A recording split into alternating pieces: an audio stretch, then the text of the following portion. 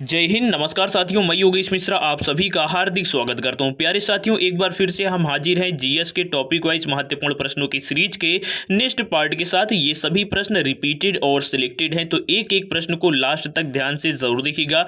और इनकी पीडीएफ के लिए आप हमारा टेलीग्राम चैनल ज्वाइन कर सकते हैं, जिसकी लिंक है कमेंट बॉक्स डिस्क्रिप्शन बॉक्स में। चलिए शुरू करते हैं। ये हमारा होने वाला है 9वां पार्ट। अगर आपने इसके पहले के 8 पार्ट नहीं देखे हैं तो प्लेलिस्ट है, जिसकी लिंक है वीडियो के डिस्क्रिप्शन बॉक्स में, जरूर देखिएगा। और ये सभी प्रश्न आगामी UPPSC, LT grade, UP TET, लेखपाल, एसएससी, डिफेंस सभी के लिए काफी ज्यादा महत्वपूर्ण है। सबसे पहले हम जान लेते हैं कि कल के महत्वपूर्ण प्रश्न का सही आंसर क्या है। तो कल का प्रश्न था नीति आयोग, जिसका पुराना नाम है योजना आयोग, का अध्यक्ष कौन होता है। तो सही जवाब होगा प्रधानमंत्री। वहीं दूसरा प्रश्न था 25वां हाई कोर्ट कौन सा है। तो सही आंसर होगा आंध्र प्रदेश हाई कोर्ट, जो कि आंध्र प्रदेश की राजधानी अमरावती में स्थित है। और दोनों प्रश्नों का सबसे पहले सही जवाब नेहापाल जी के द्वारा दिया गया है। बढ़ते हैं आज के महत्वपूर्ण प्रश्नों की ओर। तो पहला महत्वपूर्ण प्रश्न है, राज्यपाल सोने के पिंजरे में निवास करने वाली चिड़िया के समतुल्य है, यह कथन किसका है। तो सही आंसर होगा सरोजनी नायडू के द्वारा यह कहा गया है कि राज्यपाल सोने के पिंजरे में निवास करने वाली चिड़िया के समान ही होता है। और ऐसा क्यों कहा गया है, क्योंकि राज्यपाल जो होता है इसको राष्ट्रपति कभी भी इसके पद से हटा सकता है, और साथ ही राज्यपाल का पूरा काम राष्ट्रपति के अधीन होता है। तो इसीलिए सरोजनी नायडू के द्वारा यह कथन दिया गया है कि राज्यपाल एक सोने के पिंजरे में तो है, लेकिन चिड़िया के समान ही है और उसमें कैद है। दूसरा प्रश्न है, राज्य सरकार का प्रथम विधि अधिकारी कौन होता है। सही आंसर होगा महाधिवक्ता। जिस प्रकार से भारत सरकार का प्रथम विधि अधिकारी महान्यायवादी होता है, उसी प्रकार से राज्य सरकार का प्रथम विधि अधिकारी महाधिवक्ता को माना जाता है। तो ये इसका जो ऑप्शन नंबर डी है ये राइट आंसर होगा। इसके बाद बढ़ते हैं अगले महत्वपूर्ण प्रश्न की ओर, जो कि है राज्यपाल द्वारा जारी अध्यादेश या कितने समय के बाद स्वतः ही समाप्त हो जाता है। ऑप्शन है यहाँ पर 1 महीने बाद, 6 महीने बाद, 6 सप्ताह बाद, या फिर इनमें से कोई नहीं। तो सही आंसर होगा 6 सप्ताह बाद, यानी कि राज्यपाल द्वारा जारी किया गया अध्यादेश 6 सप्ताह के बाद स्वतः ही समाप्त हो जाता है। इसके बाद बढ़ते हैं अगले महत्वपूर्ण प्रश्न की ओर, जो कि है भारत में राज्य विधान पालिका का उच्च सदन कौन सा होता है। तो सही आंसर होगा विधान परिषद। जिस प्रकार से संसद का उच्च और स्थायी सदन माना जाता है राज्यसभा, उसी प्रकार से विधान पालिका का उच्च और स्थायी सदन माना जाता है विधान परिषद। तो जो इसमें का सही आंसर होगा ये होगा option number B, Vidhan Parishad. और आप विधान परिषद के चुनाव में कभी ना कभी भाग जरूर लिए होंगे। एमएलसी इनके सदस्यों को बोला जाता है, यानी कि मेंबर ऑफ लेजिस्लेटिव काउंसिल। और अगर हम बात करें विधान परिषद की, तो ये भारत के हर एक राज्यों में नहीं है, ये केवल 7 राज्यों में है, और जिनमें से उत्तर प्रदेश, बिहार, महाराष्ट्र, इसके अलावा कर्नाटक, जम्मू कश्मीर, आंध्र प्रदेश और तेलंगाना में स्थित है। और अगर बात करें यूपी में इनके सदस्यों की संख्या कितनी है, तो यूपी में 100 जो है वो एमएलसी है। इसके बाद बढ़ते हैं अगले महत्वपूर्ण प्रश्न की ओर, जो कि है राज्य के विधान परिषद के कितने सदस्य विधानसभा द्वारा चुने जाते हैं। तो सही आंसर होगा 1/3 सदस्य, यानी कि जो विधान परिषद के 1/3 सदस्य होते हैं ये विधानसभा द्वारा चुने जाते हैं। साथ ही 1/3 सदस्य स्थायी निकायों से और 1/6 सदस्य राज्यपाल के द्वारा मनोनीत किए जाते हैं। साथ ही 1/12 सदस्य विश्वविद्यालयों के स्नातकों द्वारा जो है ये चुने जाते हैं। साथ ही 1/12 ही सदस्य माध्यमिक स्कूलों, कॉलेजों और विश्वविद्यालय के टीचरों के द्वारा भी चुने जाते हैं। तो आप यहां पर समझ सकते हैं कि इस प्रकार से जो विधान परिषद के सदस्य यानी कि एमएलसी का चुनाव होता है। इसके बाद जो हमारा अगला महत्वपूर्ण प्रश्न है कि भारतीय संविधान के किस अनुच्छेद में निर्वाचन आयोग का वर्णन किया गया है। सही आंसर होगा ऑप्शन नंबर ए, यानी कि 326 अनुच्छेद में। और बढ़ते हैं 7वें महत्वपूर्ण प्रश्न की ओर, पार्लियामेंट द्वारा दिसंबर 1989 में निर्मित कानून के अनुसार एक नागरिक के वयस्क होने की कानूनी आयु जो है ये कितनी होती है। तो ये तो सभी को मालूम होगा 18 साल। लेकिन यहाँ पे जो सबसे महत्वपूर्ण प्रश्न है वो ये है कि पार्लियामेंट द्वारा दिसंबर 1989 में यह कानून जो है ये निर्मित किया गया है कि जो कानूनी आयु होगी ये 18 वर्ष होगी। तो ये काफी ज्यादा महत्वपूर्ण प्रश्न है, आप सभी को याद रख लेना होगा।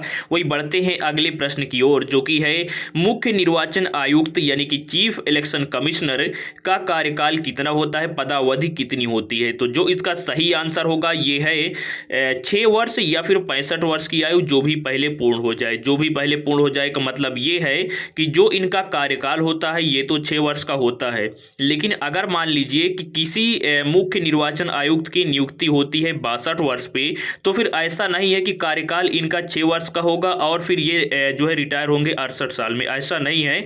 तो फिर अगर मान लीजिए कि 65 वर्ष इनका जो है वो पहले पूर्ण होता है, तो फिर जो इनका कार्यकाल होगा वो 3 वर्ष के लिए होगा। तो इस प्रकार से जो इनकी पदावधि होती है वो निर्धारित की जाती है। इसके बाद बढ़ते हैं अगले महत्वपूर्ण प्रश्न की ओर, जो कि है किस संविधान संशोधन द्वारा वस्तु एवं सेवा कर लागू किया गया। तो सही आंसर होगा 101वां संविधान संशोधन के द्वारा जीएसटी लागू की गई थी। और अगर बात करें कि ये कब लागू की गई थी, तो ये लागू की गई थी 1 जुलाई 2017 को, लेकिन ये जम्मू कश्मीर में 1 जुलाई 2017 को ना लागू होकर के 5 जुलाई 2017 को लागू की गई थी, क्योंकि जम्मू कश्मीर को स्पेशल राज्य का दर्जा तब जो है वो प्राप्त था, लेकिन अब ऐसा कुछ भी नहीं है। इसके बाद बढ़ते हैं अगले महत्वपूर्ण प्रश्न की ओर, जो कि है राष्ट्रपति राष्ट्रीय आपातकाल की घोषणा यानी कि नेशनल इमरजेंसी की घोषणा ये किस अनुच्छेद के तहत जो है ये कर सकता है। तो सही आंसर होगा अनुच्छेद 352 के तहत राष्ट्रपति नेशनल इमरजेंसी की घोषणा करता है। और ये काफी ज्यादा महत्वपूर्ण प्रश्न है, चाहे अनुच्छेद 352 हो, 356 हो और या फिर 360 हो या फिर 370 हो, इन सभी अनुच्छेद की डिटेल में जानकारी आप सभी को होना चाहिए, क्योंकि ये हर बार यहां से जो प्रश्न है वो देखने को मिलता है घुमा करके। तो जो है इसके बाद अगर हम बात करें यहां पे 352 की, तो यहां पर देख सकते हैं कि जब राष्ट्रपति को यह ज्ञात होता है कि युद्ध, बाह्य आक्रमण या फिर सशस्त्र विद्रोह के कारण भारत या किसी भाग की सुरक्षा संकट में है, तब राष्ट्रपति के द्वारा यहाँ पे राष्ट्रीय आपातकाल की घोषणा की जाती है अनुच्छेद 352 के तहत। और अब तक इसका प्रयोग 3 बार जो है ये किया जा चुका है। यहाँ पर आप देख सकते हैं कि पहली बार 1962 में इंडिया चाइना वार के दौरान, और दूसरी बार इसका यूज हुआ था 1971 में भारत पाकिस्तान के वार के दौरान, और लास्ट बार इसका प्रयोग हुआ था 1975 में आंतरिक अशांति के आधार पर कांग्रेस सरकार के द्वारा इसका यूज किया गया था। तो यहां पर आप देख सकते हैं कि राष्ट्रीय आपातकाल का जो यूज होता है ये अनुच्छेद 352 के तहत किया जाता है। वहीं अगला प्रश्न है संवैधानिक तंत्र के विफल होने पर किस अनुच्छेद के तहत राष्ट्रपति शासन का प्रयोग किया जाता है। तो सही आंसर है अनुच्छेद 356 यानी कि ऑप्शन नंबर बी जो है ये राइट आंसर है। तो यहां पर आप समझ सकते हैं कि राष्ट्रपति शासन का प्रयोग होता है अनुच्छेद 356 के द्वारा, और इसका प्रयोग जो है ये तब किया जाता है जब राष्ट्रपति को लगता है कि किसी राज्य की जो कानून व्यवस्था है वो संविधान के अकॉर्डिंग सही ढंग से नहीं चल रही है, तब वहां पर अनुच्छेद 356 का प्रयोग किया जाता है। इसके बाद जो अगला प्रश्न है, भारत में सबसे पहले अनुच्छेद 356 का प्रयोग जो है ये कहां पर किया गया है। तो सही आंसर होगा पंजाब राज्य में किया गया है। और अगर आपसे ये पूछ ले कि सबसे ज्यादा बार राष्ट्रपति शासन का प्रयोग जो है ये किस राज्य के ऊपर किया गया है, तो सही आंसर होगा यहां पे उत्तर प्रदेश, और जहां पे अब तक 10 बार राष्ट्रपति शासन का यूज हो चुका है।